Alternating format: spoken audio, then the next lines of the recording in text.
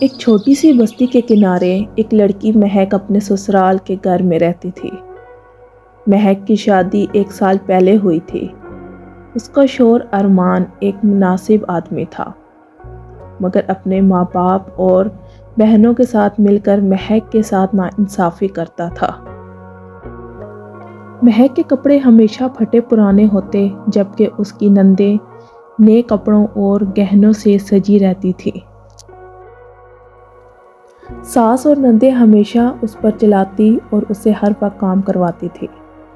مہک کی زندگی ایک نہ ختم ہونے والی امتحان کی طرح تھی۔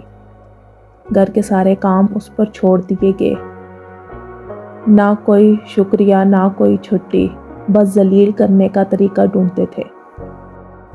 ایک دن سب کچھ برداشت کرتے کرتے مہک کا دل بھر آیا۔ وہ لکڑیاں کاٹنے کے بہانے ایک جنگل کی طرف نکل گئی۔ جنگل کے بیچ ایک پرانا اور گھنا درخت تھا۔ تھک کر وہ درخت کے نیچے بیٹھ گئی اور اپنے دکھ بھرے آنسوؤں کو روکنے کی کوشش کی۔ یا اللہ میری مدد کر، مجھے اس ظلم سے نجات دلا دے، وہ بلک بلک کر دعا کر رہی تھی۔ تبھی ایک روشنی کا چمکتا گھومتے ہوئے اس کے پاس آیا۔ مہک نے ڈر کر اپنے آنسو بھری آنکھیں اٹھائی تو دیکھا کہ پری سامنے کھڑی تھی۔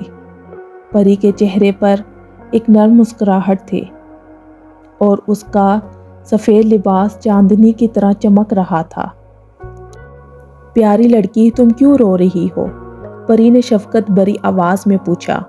پہلے تو مہک گھبرائی، مگر پھر اس نے اپنی ساری کہانی پری کو سنا دی۔ پری اس کی بات سن کر چپ رہی، پھر کہا، ڈر مت مہک، میں تمہاری مدد کرنے آئی ہوں۔ یہ کہہ کر پری نے اپنے ہاتھ سے ایک جادو کا چراغ نکالا اور اسے ہلکی روشنی نکال کر مہک کے کپڑوں پر ڈال دی۔ اب چل اپنے گھر واپس چلتے ہیں، پری نے کہا۔ جب مہک اور پری گھر پہنچے تو پری نے اپنے جادو سے سب کام پلک جھپکتے ہی کر دیا۔ گھر صاف تھا، روٹیاں تیار تھی، کپڑے دھلے ہوئے اور پریس کیے ہوئے تھے۔ جب سسرال والوں نے دیکھا تو وہ حیران رہ گئے۔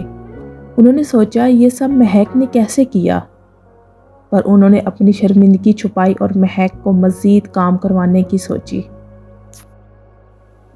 اگلے دن پری نے ایک نئی چال چلی۔ جب ساس، نندے اور ارمان مہک پر چلا رہے تھے، پری اچانک سامنے آ گئی۔ پری کا روپ اتنا روشن تھا کہ سب کے چہرے پہ گھونگھٹ سا چھا گیا۔ تم لوگ مہک کے ساتھ اتنا برا برتاؤ کیوں کرتے ہو؟ پری نے سخت لیکن ٹھنڈی آواز میں پوچھا۔ ساس نے گھبرا کر جواب دیا، ہمیں لگا یہ تو صرف ایک نوکرانی ہے۔ پری نے کہا، مہک ایک انسان ہے، تمہاری بیٹی کی جگہ ہے۔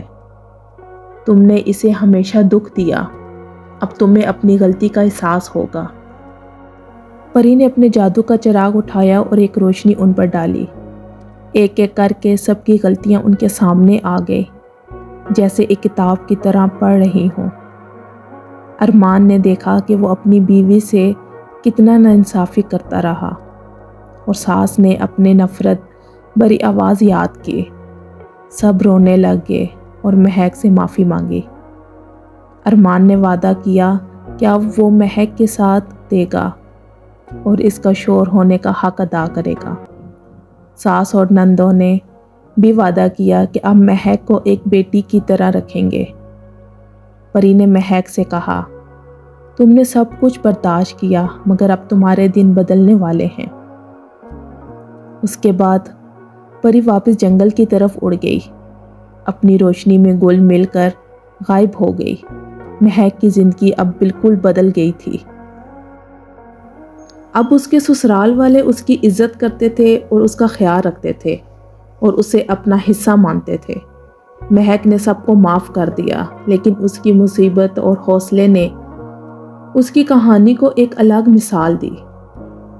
کسی پر ظلم کرنے سے پہلے سوچئے کہ ہر انسان کی ایک عزت ہوتی ہے اور اللہ ہر ظلم کا حساب لیتا ہے۔ اچھی نیت اور انسانیت کا دامن کبھی نہیں چھوڑنا چاہیے۔ ایسے ہی مزید دلچسپ کہانیاں سننے کے لیے ہمارے چینل کو سبسکرائب کریں۔